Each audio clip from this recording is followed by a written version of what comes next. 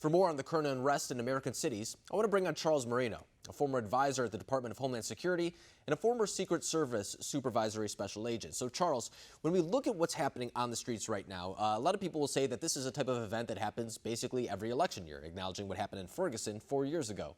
Is this a different situation, though? Alex, thanks for having me. Yes, it is. It's actually unprecedented with the fact that in major cities across this country, law enforcement has been prevented from doing their jobs by local political leaders. And what it's caused, as we've seen, is social unrest, and it's caused destruction of communities.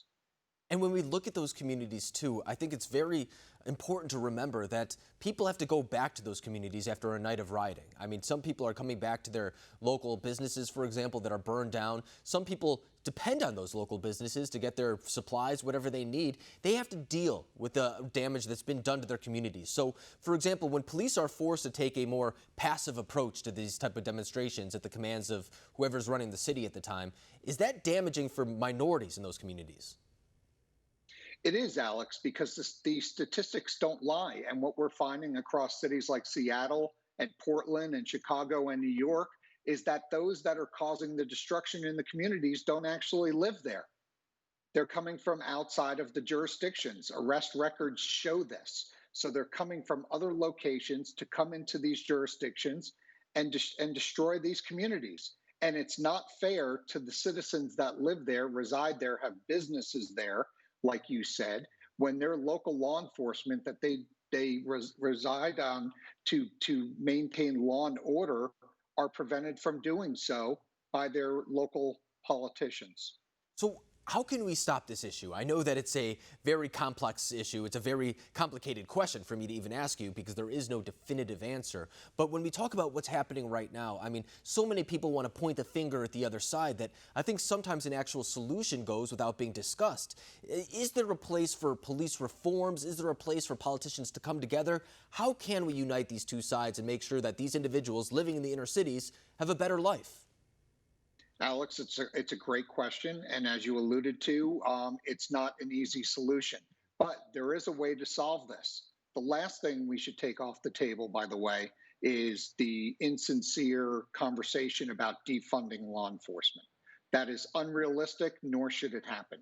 Both sides need to come together, and we need to have a very strong agreement that, yes, people have a First Amendment right to protest, but law and order must be maintained. On the flip side, with law enforcement, any occupation, as we know, can always strive to do better. And law enforcement is not exempt from that. They're going to have people that make poor decisions. They're going to have people that act with ill intent. However, that's not the majority of the 800,000 state and local law enforcement officers that put a badge on each and every day. So what we should do is actually increase funding for law enforcement, make sure that they have good policies, procedures, use of force standards, technologies, training, that it's frequent, and most important, that they've got great relationships with those in the communities in which they serve. That means strong community policing programs and that they're supported by their state and local officials. And you bring up several just good pieces of advice that a lot of people can go off of. And I hate the idea that politics has gotten involved in this topic because you're exactly right. When you talk about defunding the police, it's not really a plausible thing or something that is even rooted in evidence or fact. It's something that a lot of politicians are saying in order to get some support and enthusiasm behind their message. Because, I mean, we've looked at cities, for example, that do take away funding from police. And what that means is you're no longer getting the same quality type of policemen. You're getting people who are not going to be paid as well. And therefore, you're getting the high quality of police officer that would typically join the force no longer interested in doing so. So when we look at this topic and we look at the movement that's taking place right now, once again, I know this is a theoretical type of question. Do we get past this hump and does it look different on the other side? Or is this something that you think will die off and people will once again find their faith in police? I don't think we can wait for it to die off. I mean, if we look at Portland now, we're going on almost 100 days of straight violence, which is tearing apart that community. And each community is different in and of itself. But I think we need to force a solution here. And that is, if we think adjustments need to be made on the policing side and that occupation needs to be strengthened and they need to be given the tools and the training to succeed, let's do it.